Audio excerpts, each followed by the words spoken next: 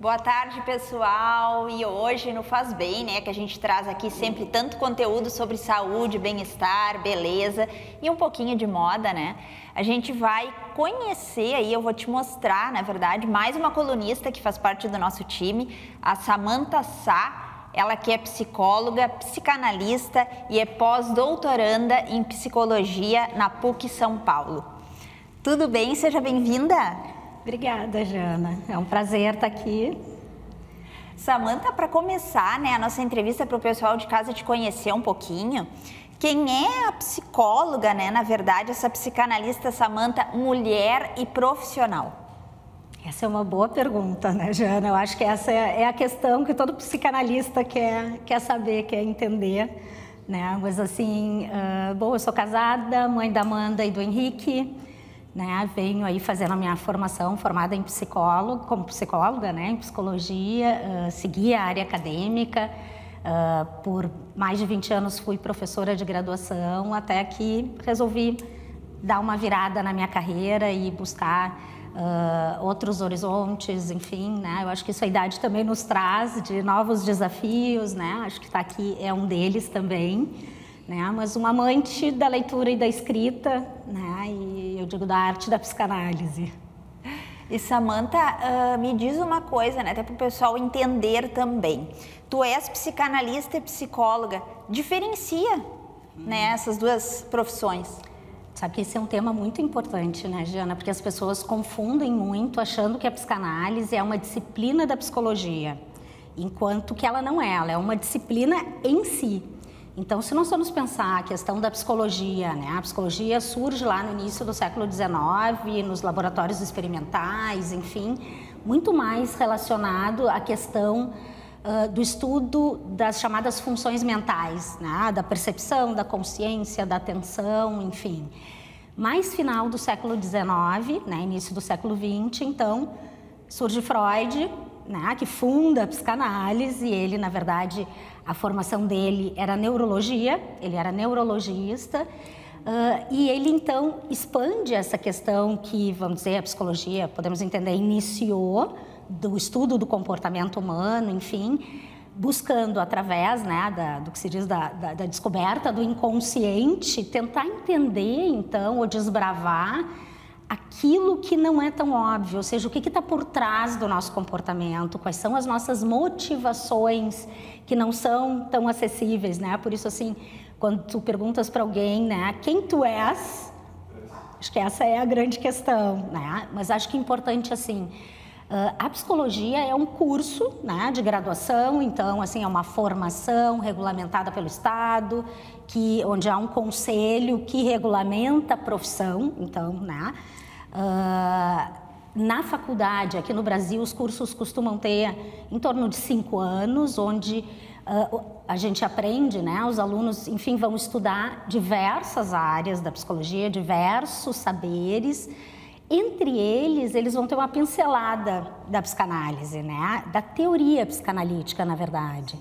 Enquanto que a psicanálise, tanto que de início lá, né, com Freud, enfim, em muitos países a pessoa tinha que fazer medicina, depois uma residência em psiquiatria, para depois seria uma especialização em psicanálise, né? Hoje já não é assim, inclusive tu não precisa ser psicólogo para ser psicanalista, mas então é um percurso, e um percurso permanente de formação, baseado no que o Freud lá, né, no início do século XX propôs como tripé da formação psicanalítica.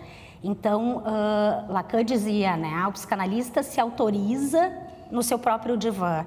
O que isso significa, né? Tudo inicia na análise pessoal. Esse é o primeiro ponto. Depois, o que faz parte do tripé? O estudo teórico, muito aprofundado, e ninguém vai ler os 24 volumes, por exemplo, da obra de Freud na faculdade, né? Ou as obras da Melanie Klein, ou todo o estudo de Winnicott e assim por diante. Então, esse estudo, essa troca aprofundada através de seminários, enfim, o atendimento e a consequente supervisão por um analista mais experiente, né? Então, assim, já na psicologia, e não é que um psicólogo, na verdade, ele se forma e ele pode se intitular, né, ou realizar a psicoterapia. Mas dentro das psicoterapias, nós vamos ter outras teorias, outras técnicas e métodos, a cognitivo-comportamental, a sistêmica, que trata de família. Então, é muito além formar-se psicanalista. E é uma formação, como eu disse, contínua, permanente. E para complementar, né, Samantha, já que tu está comentando aí, fazendo essa diferenciação, né, entre o psicólogo e o psicanalista, tu é pós-doutoranda em psicologia na PUC São Paulo. Conta pra gente um pouquinho. Essa foi quase uma grata surpresa, eu diria, né? Porque eu me formei, fiz especialização, fiz o mestrado e o doutorado aqui na PUC, do Rio Grande do Sul, e segui a minha trajetória acadêmica, sempre com consultório, atendendo. Mas, como eu disse antes, assim, né? Eu amo ler e muito escrever. E isso era algo que estava adormecido, assim, né? Eu sempre digo, para que alguém escreva bem, ele tem que ler muito. E aí, através de um amigo que tinha recém-concluído o doutorado e estava fazendo a seleção para o pós-doutorado, me reacendeu essa chama, não agora com a intenção de antes, que era para ser professora de graduação, né? Ou seja, se exige, né, uma qualificação para que tu possa ser professora, mas até para um consumo próprio, eu diria, assim, então um tempo, porque o pós-doutorado é muito mais estudo e produção. Então eu tenho, né, nesses últimos 2 anos, escrito artigos, capítulos de livro, enfim. Então foi essa mudança e dentro disso, me preparei para deixar a graduação. Eu sigo com grupos de estudos, enfim, mas sem essa questão mais formal, assim. Então, quase um voo mais solo depois de 20 anos aí de uma estabilidade, inclusive financeira, né? Quando a gente tem, né, um trabalho fixo, enfim, e que agora é um outro momento. Samantha, e eu fui buscar uma frase lá, né, nos teus conteúdos nas redes sociais, que representa um pouco de toda essa tua rotina diária, do teu atendimento com os pacientes, né? E tu até me comentou, essa frase que tu buscou resume todo o meu trabalho. Então, vou contar para o pessoal qual a frase e tu vai desmistificar um pouco o que está escrito, né? As pessoas são muito mais complexas do que as categorias mais inteligentes podem reconhecer. Bom, esse é um outro ponto que daria pano para manga, né? Mas assim, eu acredito muito nisso. O que eu quero dizer com essa frase, né? Ou quando eu escrevi e publiquei isso, né? Eu acho que hoje, não sei se mais do que nunca, mas é o que eu percebo, inclusive, né, nos meus pacientes, na clínica, o quanto as pessoas têm se apegado a essa questão diagnóstica.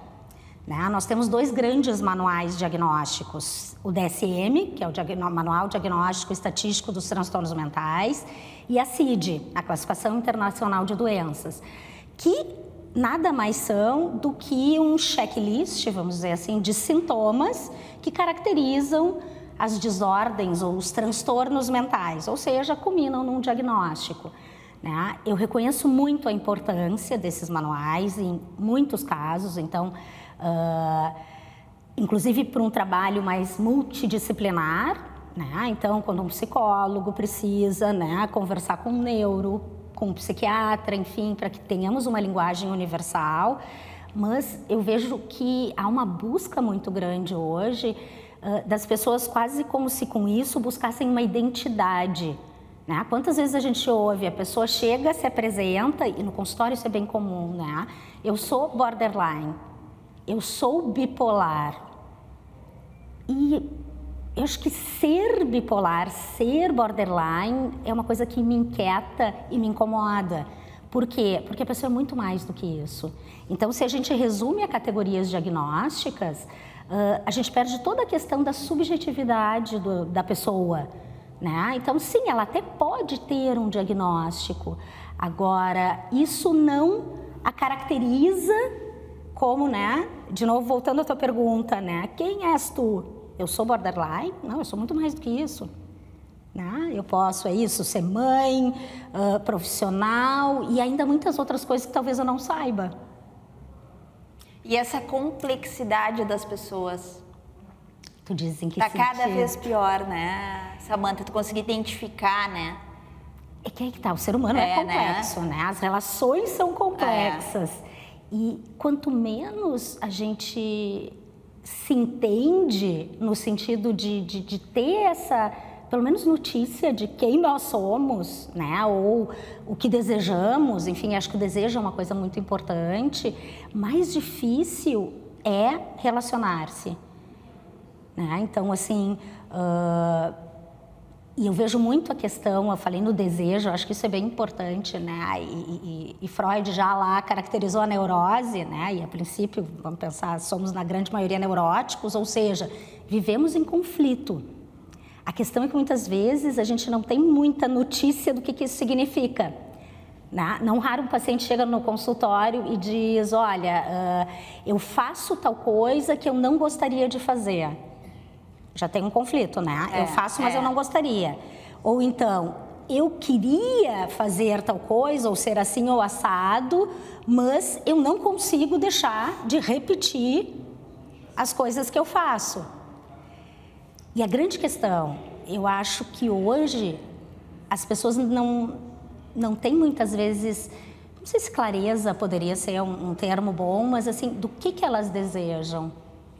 E aí muitas coisas se tornam difíceis, né? Porque, vamos pensar assim, em alguma medida a gente precisaria tentar entrar em contato com o que deseja, livre dos pré-conceitos, né? Porque às vezes o que a gente deseja, talvez culturalmente, socialmente, não seja o mais adequado, e aí vai depender, existem pessoas, né, mais rígidas, enfim, para depois tentar bancar esse desejo. Então, tu te dá conta como é um processo, inclusive, né, em análise ou em terapia. E, Samantha, a gente vai conversar aqui sobre vários temas. A gente sabe que tem muitos assuntos que tu comentou aí que estão em alta, né? O TDAH é um deles, que depois a gente vai ter aí uma pauta específica sobre isso, né? Mas para finalizar a nossa entrevista de hoje, a questão, assim, dessas neuroses que tu comentou, né? Desses diagnósticos da população, tu acredita que isso aí veio com a pandemia? É uma doença que trouxe? Não, eu não acho que veio com a pandemia, né? Eu acho que a pandemia, como eu costumo brincar, abriu algumas caixas de Pandora, né? Então, toda a questão do distanciamento, do isolamento social que nós vivemos, despertou muitas coisas que talvez a gente não estava parando para olhar. Então, assim, até se tu me perguntares, né, acho que é uma pergunta bastante comum hoje em dia, as pessoas estão mais adoecidas, o que está acontecendo, né? Eu acho que isso vem aumentando, isso tem a ver com as relações desde a família lá do início, mas